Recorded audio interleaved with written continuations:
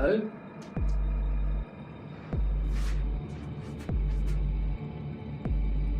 Where am I?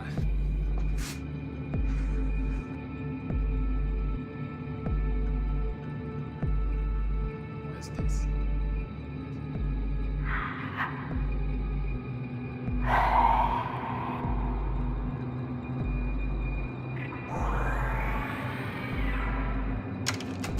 Hello? Anybody out there? This isn't funny! Hello?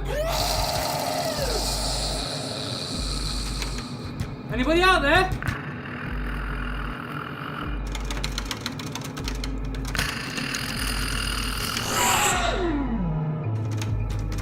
Hello? Anybody out there?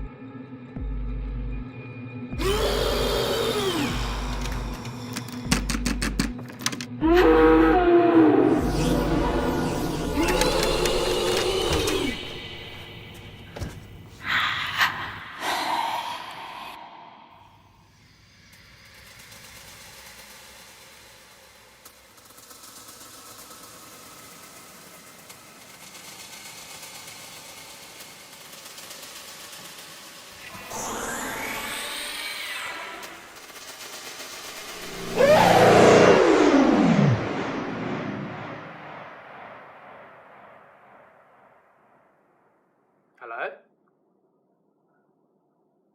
Where am I?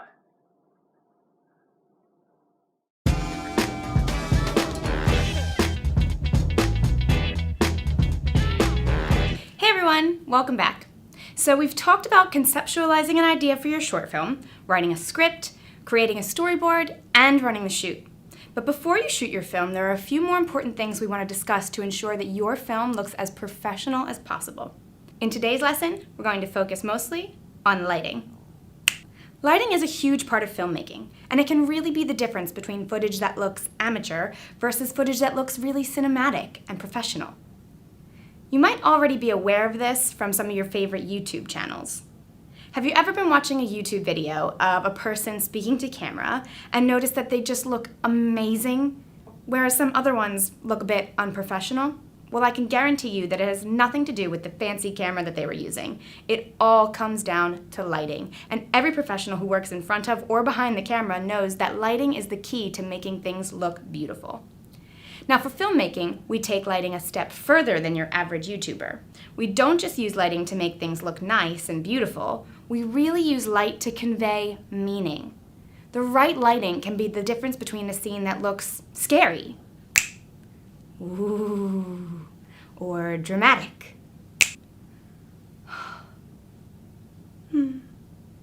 or sci-fi. No. The best part is that you don't need fancy lighting equipment to make your film look good. You just need to understand how light works and how to use it. One good place to start is understanding that light can either be soft or hard. Soft light is diffused, which means that it's really well spread out. Like when it's an overcast day outside and no matter where you look, the light is similar. In general, soft lighting is always beautiful, and it looks really lovely on people's faces. So if you're shooting a romantic scene and you want your actor or your actress to look especially nice, try shooting them next to a window when it's a really overcast day outside. This is a trick that a lot of our YouTuber friends tend to use. #NoFilter. Alternatively, hard light is direct light, and it creates shadows. The harder the light, the darker the shadows. You can make a light harder or softer by bringing it closer or farther from the actor's face. You'll notice that we used only hard light in our film Unboxing. Hard light tends to create a lot of contrast, which is what adds drama to your image. It can be easy to overthink lighting when you're shooting your film, so I'll just give you a quick lesson on how to get started when you're lighting your actor. In general, when you light someone's face, you can work with light from the front, the side, or the back. If you light someone's face from the front, from the same angle that your camera is shooting on, there will be no shadows on their face. This type of light looks a bit flat and it's not very dramatic, but it can be really nice for making someone just look beautiful and get rid of any blemishes on their face, and it can also be nice for a lighthearted feel, like a comedy. Alternatively, when you light your actor from the side, you create some contrast and shadow on their face. Lighting from the side makes your image three-dimensional, which makes it look more cinematic. The more of an angle you set your light to the face, the deeper the contrast will be. In general, we often light actors' faces from a 45-degree angle. This is the most common lighting setup, and it tends to look really nice and cinematic. Notice the greater the angle, like 90 degrees, the more shadow you're creating on the face.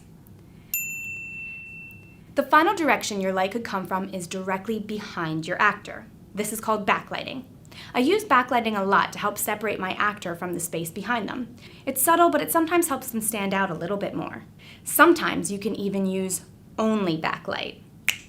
When you do this, you turn your actor into a silhouette or a shadow. And this means we can't really see the face at all, so it can be distracting if it's used incorrectly. But when you use it creatively, it can be really interesting. And there can definitely be a lot of great reasons to use this type of lighting in filmmaking. Perhaps when the axe murderer is just sneaking up on their sleeping victims. So now that you have a few lighting setups to play with, I'll give you a few other tips about lighting mistakes that you want to try to avoid. For instance, top lighting. When the light is coming from directly overhead, it can look really ugly on people's faces, so try to avoid that. The same can be said for light that comes from below. Again, unless you're using these things creatively. Also, keep an eye out for double shadows being created from too many lights coming from too many different directions. Another thing to avoid, unless you have a creative reason for it, is lens flares. And this is what happens when a light is pointing directly into the lens and it creates a flare. Overall, the main thing I want you to understand is that lighting is like painting or drawing. It's something you really need to spend time physically doing and practicing, and the more you do it, the more you'll learn. Try playing around with the light in your scene before you start shooting. Reposition your actors in the space, or rearrange the lights in the room if you need to. Open or close a window, add a table lamp, or even some fairy lights. Maybe create some shadows on the wall to add some interest. The shot in Unboxing, where we see the man's shadow on the wall against that creepy message, it wasn't something that we came up with in our imaginations. It's actually an idea that we discovered while we were playing with lights on set, and I think it's one of my favorite parts of the whole film. And we did it just by shining a table light on the actor while he was next to the box, and we were halfway across the room.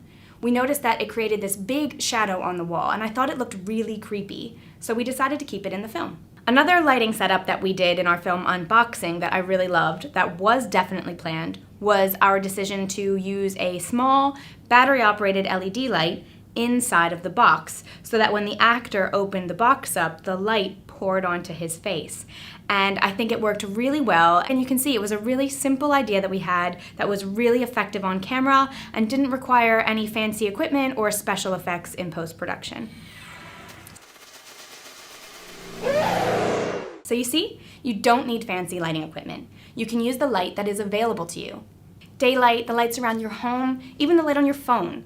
Play with all of it and see if you discover any lighting that would work well for your film and your story. Even something as simple as flickering the lights on and off to create a lightning effect can be really cool. In our film, we used some simple house lamps. We used one to light our actor, one to light the message on the wall behind him, and then another light on the box. We also used a small light outside of the door to make that creepy light pouring into the room. And as we moved through each of our shots, we adjusted the lights to make sure the scene looked as good as possible. This is a great tip as well. Don't just light your space once and forget about it. You should be looking at the light in every single shot and see if you can make it any better or more interesting. No one's going to notice if the light is slightly different between a wide shot and a close-up. And actually, close-ups in particular are a great time to pay attention to those lighting setups we talked about earlier: front lighting, side lighting, and back lighting.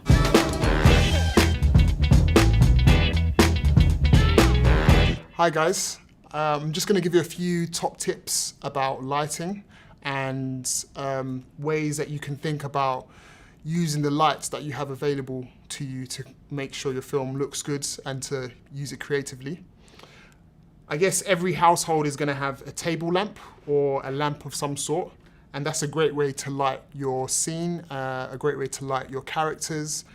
Our film, Unboxing, we used a table lamp throughout the whole thing, really. The great thing about a table lamp is that it's accessible, it's easy to use, and yeah, you can put it anywhere. And a great way to create soft lighting with something like a table lamp is to use like baking paper. And as you can see, it's quite cloudy. And if you were just to kind of take that over a table lamp, that straight away, that is going to turn a hard light into a soft light. So it's going to diffuse the lighting, make the shadows softer, and just generally look nicer on your character. Something else that you can use to light up a scene or a character is something as simple as the light on your mobile phone. So most phones have it now, and it's usually at the back of a phone. And yeah, it's just something simple, and especially if you're in a dark place, it just helps illuminate your scene. A great and creative way to use lighting in your film is to use some colored paper. So as you can see here, I've got a blue, pink, and green, and this one's more transparent. But yeah, colored paper that you can use over your lights. It can create some interesting lighting in your scene. It can create a type of mood depending on the type of genre that you're using. When using colored paper, just make sure that it fits your film. So for example, in Unboxing, which is a science fiction horror film, having colored lights really suits the mood and suits the genre. Yeah, these are kind of quite plasticky, so I wouldn't use these on like a table lamp, but something like an LED light, which is this here. And you can tell an LED light because usually it doesn't, it's not very hot. Whereas something like a lamp, it generates heat. Whereas an LED doesn't generate much heat. Especially if you're using colored paper, just make sure that it's not on a light, like a table lamp, that will generate some heat.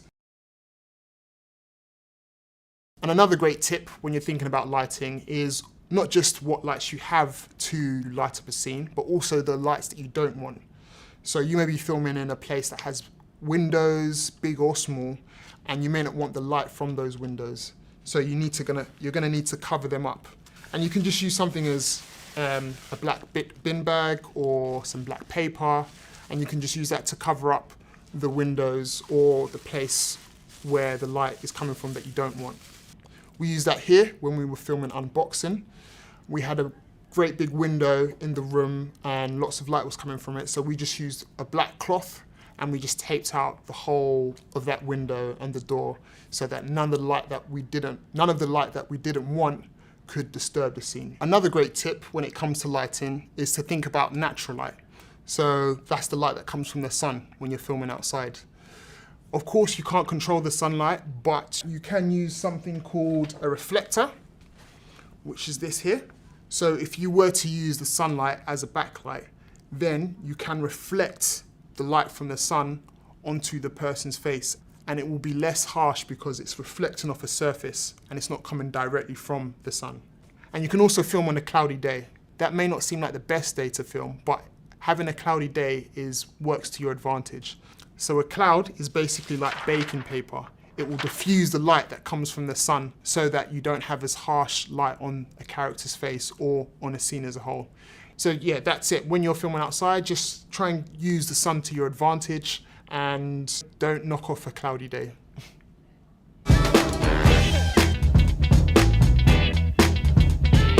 Lighting isn't the only thing that can help to make your film look more professional. You'll also want to consider sets, props, and costumes. These are considerations you'll want to think about before you start shooting. When it comes to sets, I'm not talking about building an entire stage inside of your home. That's way too much money and time. But what I do mean is that any location that you put in front of your camera is technically your film set, and so it's important to consider it carefully. When you make a film, you're creating an imaginary world, and everything in that world should serve the purpose of your story. So have a look at your location and see if there's anything that you want to change or add to it. Can you move some of the furniture around? Or can you reposition your actors for better lighting? Can you add some objects to the scene that make the frame look more well-balanced or to match the theme and tone of your film? For example, maybe you're shooting in your kitchen and you're making a fantasy film about a witch who's brewing a love potion. Have a look around your home and see if you have any magical-looking objects that might help your kitchen look less like your own home and more like somewhere that a witch might live. In our film, we wanted the room to be completely empty and dark, so we cleared out all of our studio equipment and we used some black blankets to cover up the windows. We also used a black blanket to cover up some of the shelves that you could see through the door where the purple light was coming in. It was just a tiny detail, but we noticed it was kind of distracting and it gave away the idea that our character was in this strange, unknown place. So this simple effort went a long way into helping improve our scene. and it was an easy way to establish our set. Obviously, I need to add a disclaimer here. Make sure you check with your parents or whoever owns the location that you're filming in before you start moving things around or taking pictures off the wall or nailing holes in the wall. Making a film is fun, but it's important to be respectful and thoughtful of the process. Another really important consideration is costumes. If your film takes place in the future, try to think of something different or futuristic for your characters to wear. Perfect. If your film takes place in the past, maybe do a bit of research about what type of clothes the people would have been wearing around that time and see if you have anything in your home that maybe matches it. See? It doesn't have to be perfect. And obviously there's no need to go out and buy expensive costumes, but even just a little bit of effort can help your character to seem more realistic in the world that you've created for them, and it'll make your film really stand out. Even if your character is someone who's living in the present day, whatever they're wearing in the film is a costume, so it's an important consideration. You can think about the colors that they're wearing, or try to pick a style for your character that really matches their personality. Just play around and have some fun. Your costumes don't have to be perfect or spot on, but anything that you can do to kind of enhance your character and the world you're creating is much better. Again, it's that whole idea of don't just pick up your phone and start shooting. Think about it. Think about everything you're putting in front of the camera. It's going to make a huge difference to the production value of your film.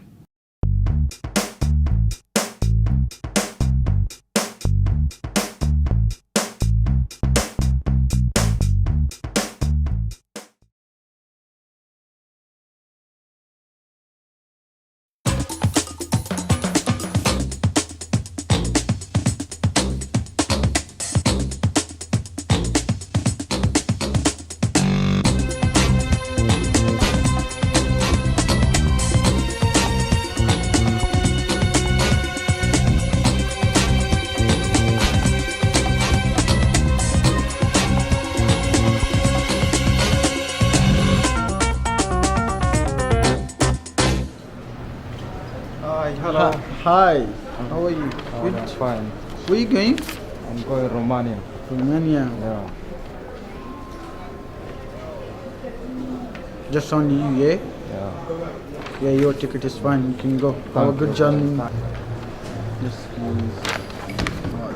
Please, can you move your scarf? And sunglasses. That's fine. 1 second, let me check your ticket. Okay, do you Why have you any- rush?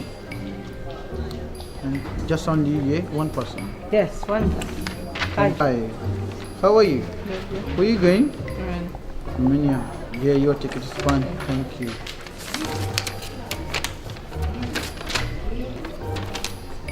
Thank you. Take Hi, care. sir. Hi. How are you? I'm good. How are you? I'm fine. Just on you, one person, yeah? Yeah. That's fine. Thank you. Have a Bye. good journey. Bye.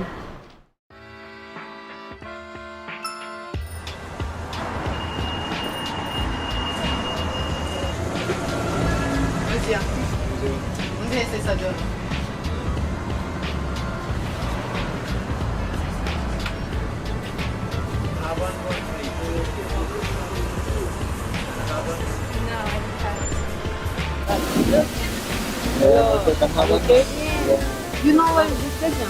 I know where is the school. Do you have Yes, just follow me. Yeah?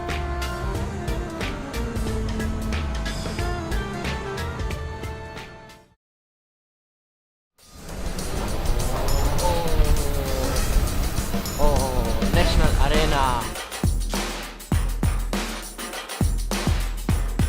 This is amazing. Let's go in. Sorry, no, so much security there. Follow me.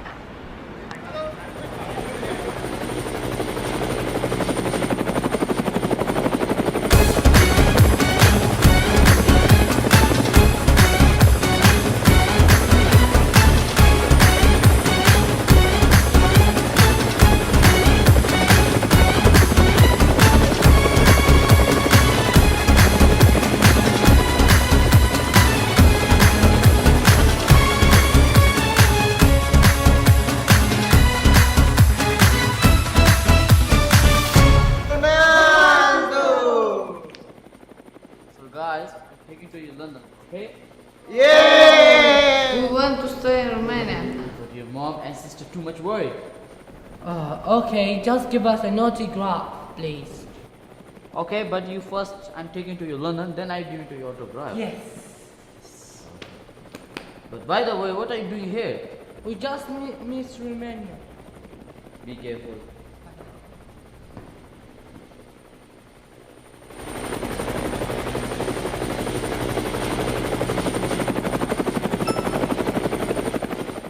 Yes, they're my brother. Well, what are you doing? Sorry about that. Where have you been? It's a long story, Lorena. Where is this? Emilud, can he stay with us? Yes, of course. I want to introduce another friend. Oh, Ronaldo.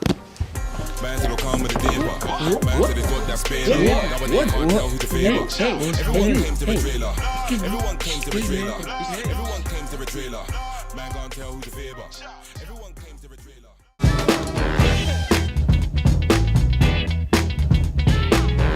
Hey guys, so this is just a short section about things that we sometimes forget as filmmakers, but that are essential to help your filmmaking and to help you with making your film.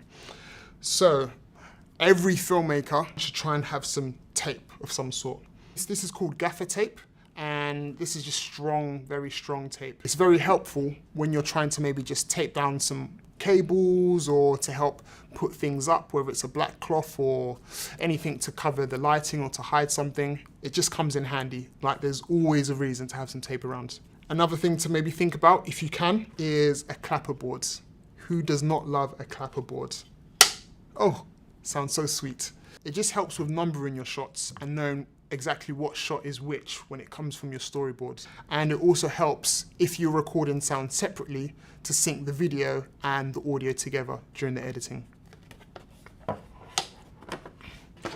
Scissors always come in handy if you need to cut some paper or some cloth to the size that you need to.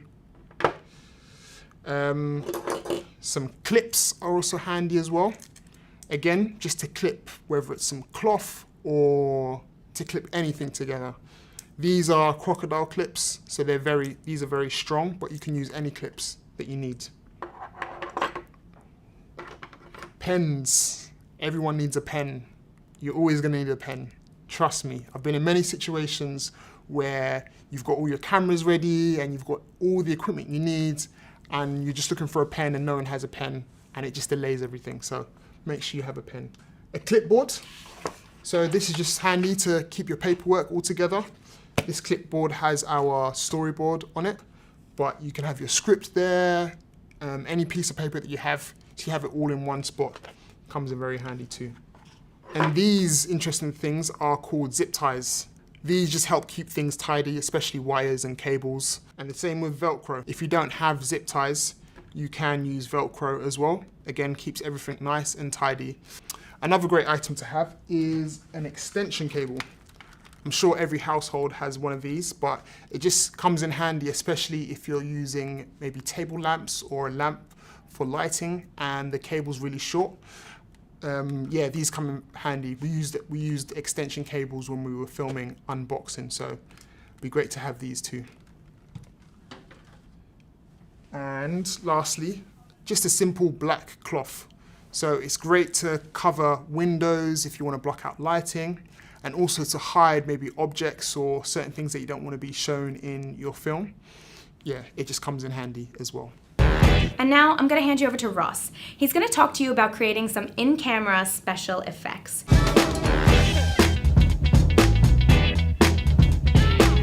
You've now got all the information you need to make a really amazing film, but I'm going to take it one step further by showing you some really cool in-camera effects to help inspire you and help make your film really stand out. You might be more familiar with visual effects like CGI and green screen, which are added later on using computers. What I'm talking about is special effects. These are very different and much more fun and surprising, and all done during the actual filming process. This includes the clever use of props, scenery, scale models, animatronics and atmospheric effects. This could be creating fake wind and rain or using special makeup or costumes. Special effects can also be achieved through creative camera use, and that's what we're going to look at now. One of my personal favourites is a classic vanishing trick. They used this back in very early cinema, and people are still using it today in things like TikTok. In a simple technique, you can make an object or a person suddenly appear or disappear. All you need to do is have the camera on a tripod or a steady surface and have the subject exit the shot while the camera continues to film.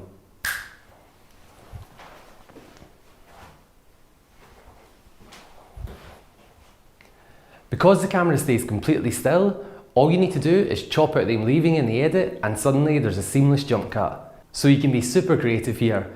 Someone can disappear and then return.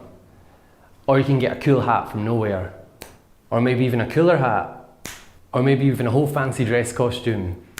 Endless possibilities. A transition is a way of moving from one shot to the next. Like this. Not very exciting, right? Lots of editing programs have built-in transitions, but they can look a bit cheesy. Let's see some examples. Star wipe. Ripple effect. Rotate. Spin. Puzzle. Clock.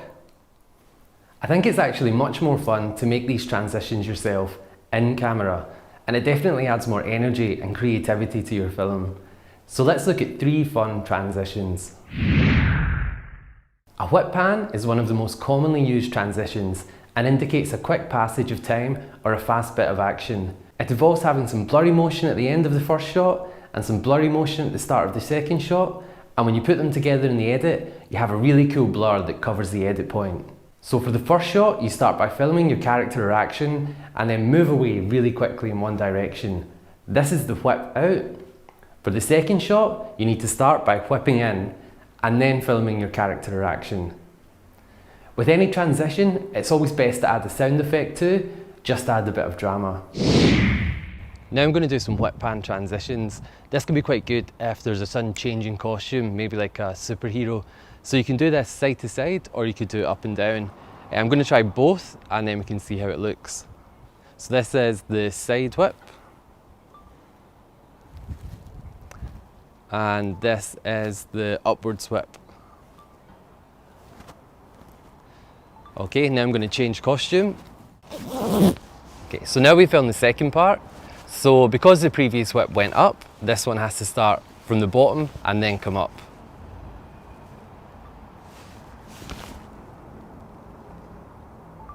Similarly, for the one that went sideways, the previous shot went out, so this shot has to come in. Oh.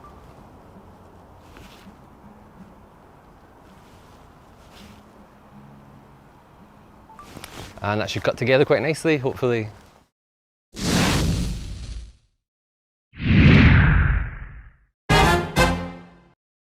This one is a bit more abstract, but can be really effective in horror and sci-fi films. For the first shot, you need to move into an object or person with your camera, as close as you can go. For the second shot, you do the reverse action from a different object or person. Now I'm going to do the tracking in, tracking out transition. So I think this can work quite well if you actually move from a person to a person. So maybe even like an eye to an eye. So we've only got me. So what I'm going to do is draw an eye, first of all.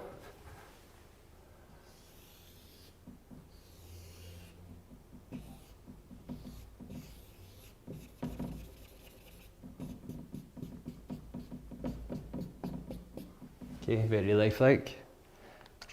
And first of all, we're going to do the track in. So it's just like we talked about. So you have the camera and you move in almost as close as you can go.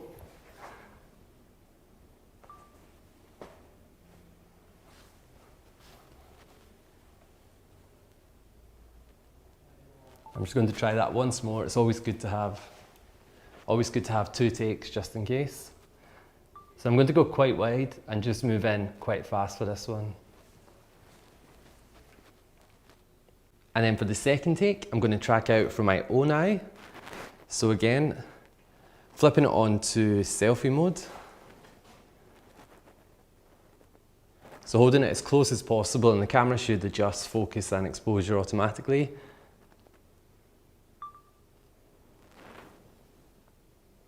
And just pull out from there. Let me try that once more.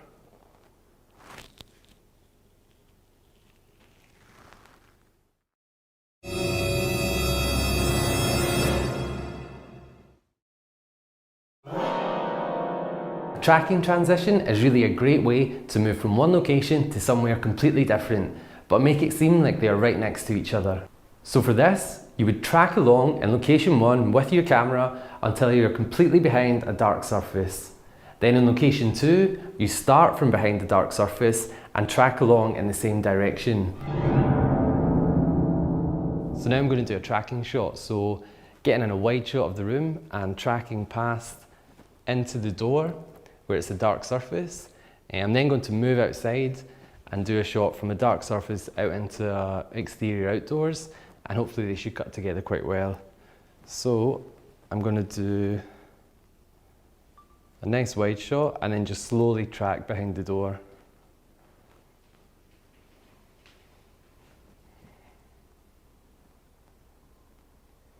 Okay, so now I'm going to transition out to a street exterior. So I found this dark bin, not very glamorous, but it's going to do the job. So I'll track beyond the bin out onto the street in the same direction as the previous shot, and it should cut together quite well.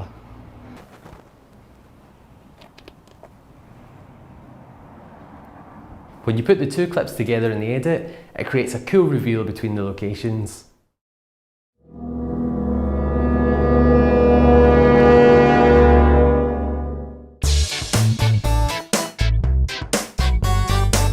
Forced perspective is a type of optical illusion. You can make objects appear further away, closer, larger, or smaller than they actually are. It's all about the careful positioning of your camera and the subject, and plays in the way we see the world with our eyes. It's been used in lots of big Hollywood movies like Lord of the Rings and Harry Potter. For example, certain scenes were shot in Harry Potter to make Hagrid look much bigger than the other characters, even though all the actors were roughly the same size in real life. This technique is quite commonly used in low-budget films too, especially monster movies. For example, a director can put a tiny model of a monster near the camera, and by putting a hero far in the background, the monster can suddenly look very big and terrifying. Now we're going to film some forced perspective. So I've got a little dinosaur friend for this, and I've managed to rope in the camera person to be attacked by the dinosaur. So all we need to do is get a range in. So we've got the dinosaur here, close to the camera. And by positioning the subject right at the back, they should hopefully look the same size. It's not going to look perfect, but that's half the fun.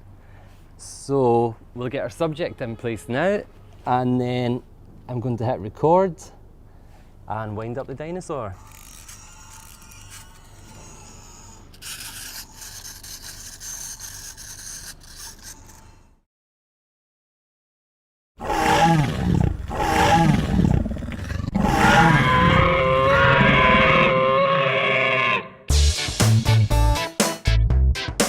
Filmmakers today use lots of different lenses and techniques to achieve certain results, but sometimes the simple solution is the best one. A common approach is to film through prisms, which can be any household object like glasses or an empty bottle. This can add glares, lights and reflections to the footage in camera. If you're making a drama, then it can add a dreamlike quality, or if you're making a horror, it can make the viewer feel scared or disorientated. The fun thing about this is that you can just experiment, and there isn't really a wrong way of doing it. If you think it looks cool, then it's cool. Now we're going to look at filming using prisms. This basically means filming through any surface at all. So you can just have fun with it and see what looks cool. So I'm going to found a yellow glass and a tumbler with some ripples on it. So we can basically just put it in front of the camera and see how it turns out.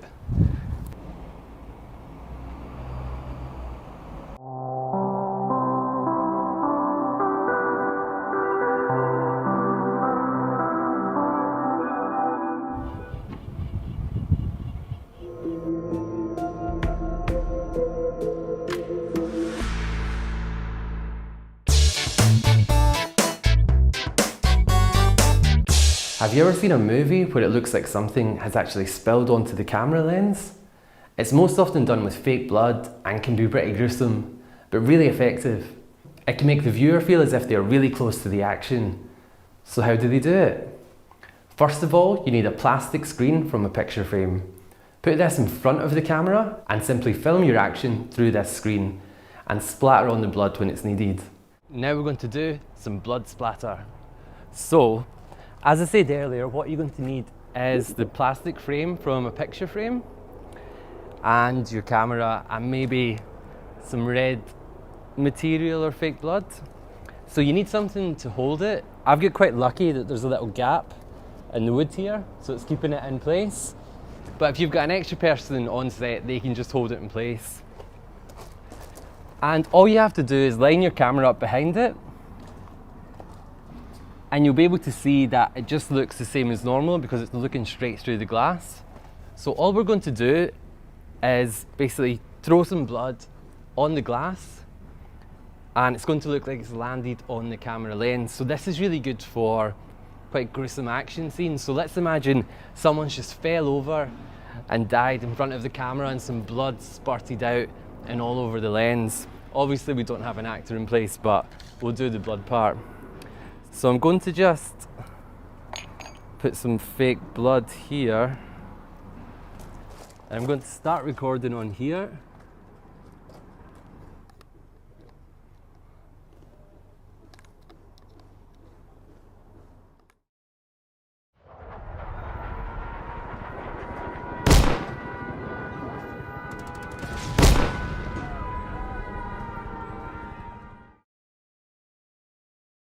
That's it, you've made it. We've taught you everything we know and you now have all of the knowledge you need to make your very own super professional, super sleek, super cool short film. You should be really proud of coming this far. This is a lot of information to take on board, but I guarantee if you follow our lessons, you'll be able to make an amazing short film and be well on your way to winning that Oscar statue for your mantle.